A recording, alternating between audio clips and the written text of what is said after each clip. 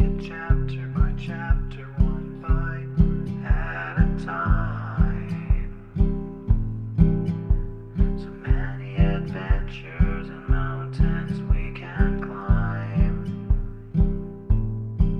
Take it word for word, line by line, one bite at a time.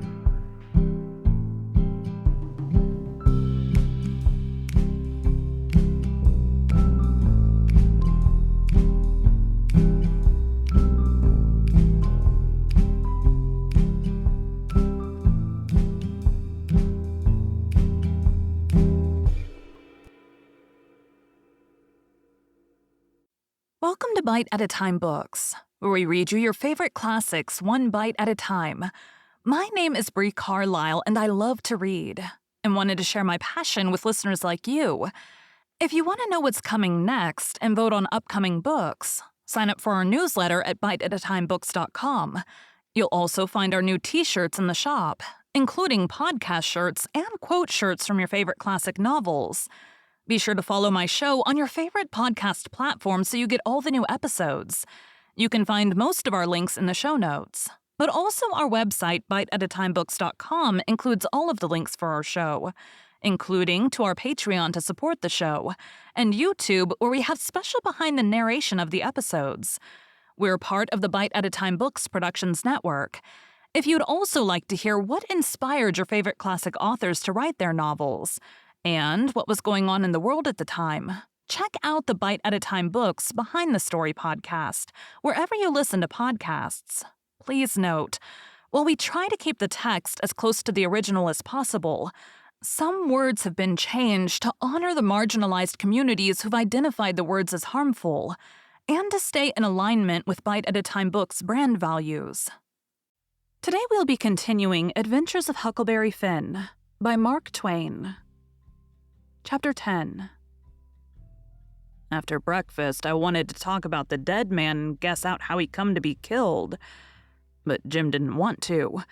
He said it would fetch bad luck. And besides, he said, he might come and haunt us. He said a man that weren't buried was more likely to go haunting around than one that was planted and comfortable. That sounded pretty reasonable, so I didn't say no more. But I couldn't keep from studying over it and wishing I knowed who shot the man and what they done it for. We rummaged the clothes we'd got and found $8 in silver sewed up in the lining of an old blanket overcoat. Jim said he reckoned the people in that house stole the coat because if they'd 'a' knowed the money was there, they wouldn't have left it. I said I reckoned they killed him too. But Jim didn't want to talk about that. I says, "Now, you think it's bad luck, but what did you say when I fetched in the snakeskin that I found on the top of the ridge day before yesterday? You said it was the worst bad luck in the world to touch a snakeskin with my hands. Well, here's your bad luck. We've raked in all this truck and $8 besides. I wish we could have had some bad luck like this every day, Jim." "Never you mind, honey, never you mind. Don't you get too pert, it's a-coming. Mind I tell you, it's a-coming." It did come, too. It was a Tuesday that we had that talk.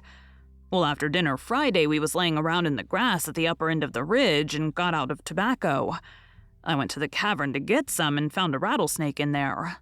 I killed him and curled him up on the foot of Jim's blanket ever so natural, thinking there'd be some fun when Jim found him there. Well, by night, I forgot all about the snake. And when Jim flung himself down on the blanket while I struck a light, the snake's mate was there and bit him. He jumped up yelling, and the first thing the light showed was the varmint curled up and ready for another spring.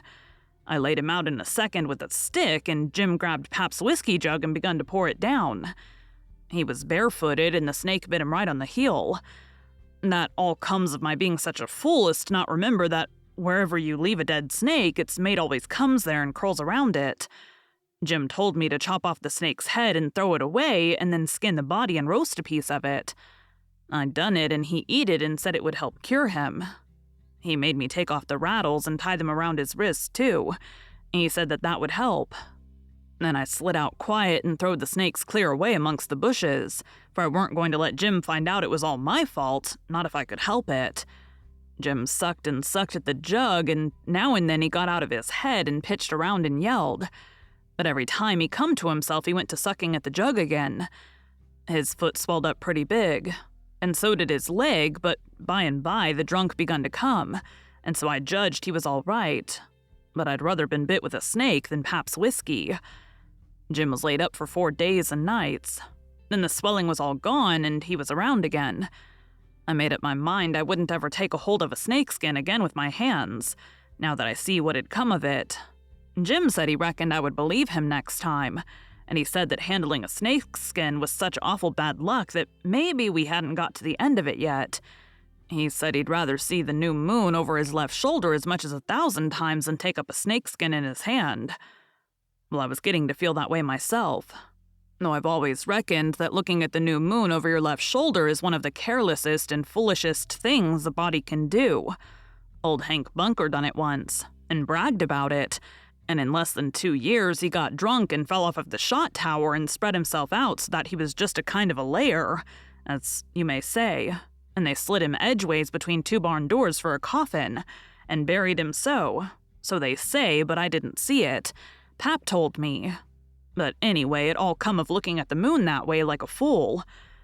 Well, the days went along, and the river went down between its banks again, and about the first thing we'd done was to bait one of the big hooks with a skinned rabbit and set it and catch a catfish that was as big as a man, being 6 foot 2 inches long and weighed over 200 pounds. We couldn't handle him, of course. He would have flung us into Illinois. We just sat there and watched him rip and tear around till he drowned it. We found a brass button in his stomach and a round ball and lots of rubbish. We split the ball open with a hatchet and there was a spool in it. Jim said he'd had it there a long time to coat over it so and make a ball out of it. It was as big a fish as ever was catched in the Mississippi, I reckon. Jim said he hadn't ever seen a bigger one. He would have been worth a good deal over at the village. They peddle out such a fish as that by the pound in the market house there. Everybody buys some of him. His meat's as white as snow and makes a good fry. Next morning, I said it was getting slow and dull, and I wanted to get us stirring up some way. I said I reckoned I would slip over the river and find out what was going on. Jim liked that notion, but he said I must go in the dark and look sharp. Then he studied it over and said, couldn't I put on some of them old things and dress up like a girl? That was a good notion, too. So we shortened up one of the calico gowns, and I turned up my trouser legs to my knees and got into it. Jim hitched it behind with the hooks, and it was a fair fit. I put on the sunbonnet and tied it under my chin. And then for a body to look in and see my face was like looking down a joint of stovepipe. Jim said nobody would know me, even in the daytime hardly. I practiced around all day to get the hang of the things, and by I could do pretty well in them. Only Jim said I didn't walk like a girl, and he said I must quit pulling up my gown to get at my breeches pocket. I took notice and done better. I started up the Illinois shore in the canoe just after dark. I started across to the town from a little below the ferry landing, and the drift of the current fetched me in at the bottom of the town. I tied up and started along the bank. There was a light burning in a little shanty that hadn't been lived in for a long time, and I wondered who had took up quarters there. I slipped up and peeped in at the window.